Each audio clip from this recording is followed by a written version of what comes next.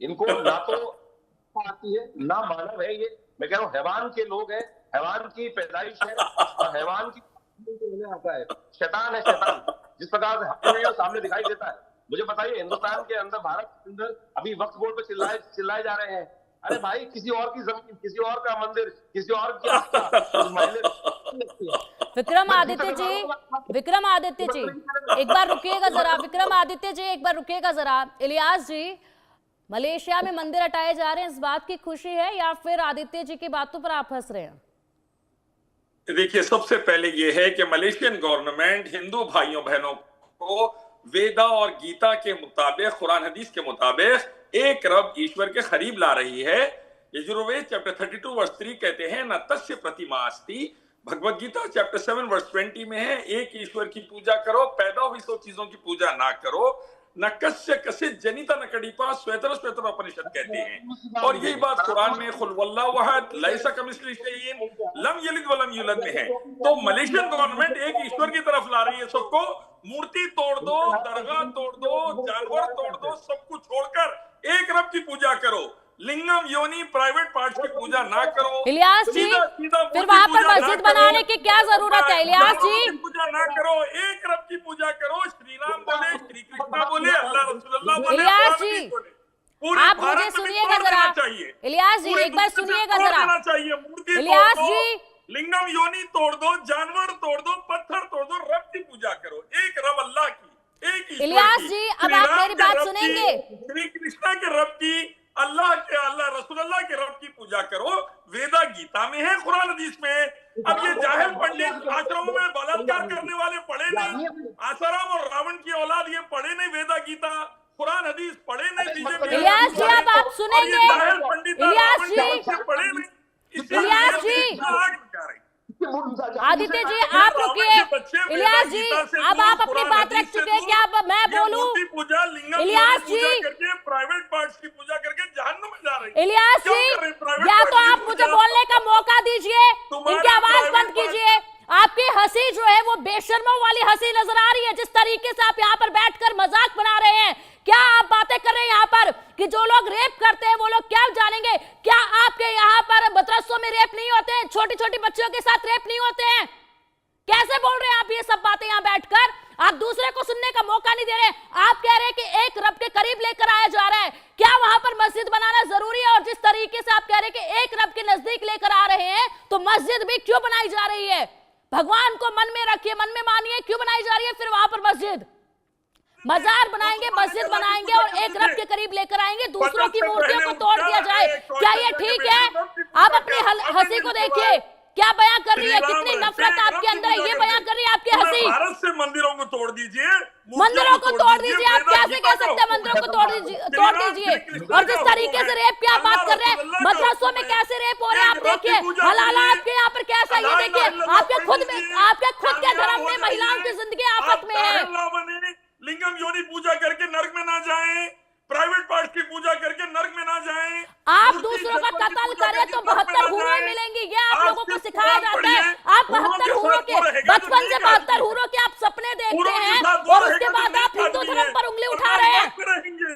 वरना नर्क में रहेंगे आप लोग, रावण के साथ, रावण के पिल्लों के साथ। अरे इलियास जी जरा शर्म कीजिए, आप लोगों ने अपने धर्म में महिलाओं को अभी से नर्क की जिंदगी दी हुई है। जीते जी बात की तो बात छोड़िए, आपके धर्म में तो मुस्लिम मर्द 72 हूरों के सपने लेकर जो आता है और महिलाओं की जिंदगी को यहाँ पर नर्क बनाया हुआ है, और आप ध्यान दे रहे हैं यहाँ बैठकर। सऊदी दुबई टॉप पे है, टॉप पे।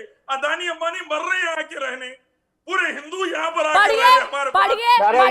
पढ़िए, नौकरी कीजिए, पैसा कमाइए, आप भी टॉप पर जाएंगे। दूसरों को देखकर क्यों आप बोल रहे हैं? इस्लाम की बरकत, पूरे हिंदू ब्राह्मण यहाँ सेट हो रहे। शर्म कीजिए अपने शब्दों पर, आप बोल क्या रहे हैं? कितनी नफरत है आपके अंदर, अल्लाह की इबादत, और अगर इतनी तकलीफ है तो हिंदुस्तान में क्यों है आप? इस्लामिक देशों में बलात्कार नहीं, लड़ाई झगड़ा नहीं, लिंचिंग नहीं, भिखारी नहीं, चोर नहीं, करप्शन नहीं, कहां पर? Dubai, Saudi, Qatar, Bahrain.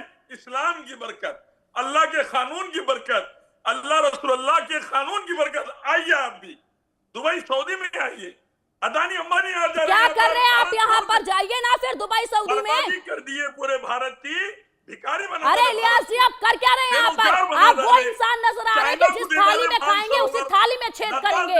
China को, चाइना के गुलाम बन गए, पाकिस्तान चाहिए ना आप, भिखारी बना दिए, कर्जे में डुबा दिए, अब वक्फ की जमीन लूट कर खा जाना चाह रहे।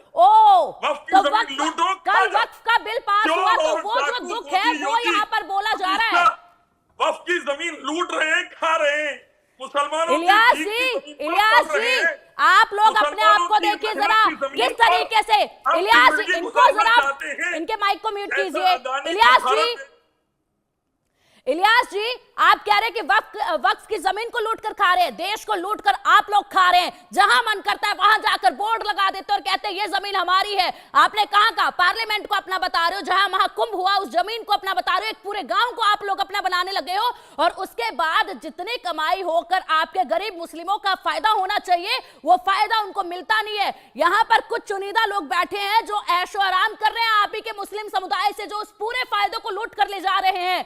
जमीन धीरे धीरे करके हिंदुस्तान के आपको हड़पनी है और उसके बाद मलेशिया में जब मंदिर तोड़ा जा रहा है तब आप कह रहे हैं कि अल्लाह के करीब लेकर जा रहे हैं।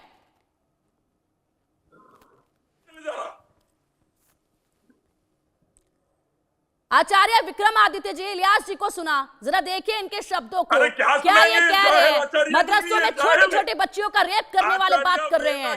सुना बोलो मेरे को विक्रमादित्य जी, सुना बोलो। इनकी 4 दिन के लिए अफगानिस्तान छोड़ा है, अगर ठिकाने ना आ जाए और ये इस्लाम से तौबा ना कर ले तो मैं कहूँ बात रही।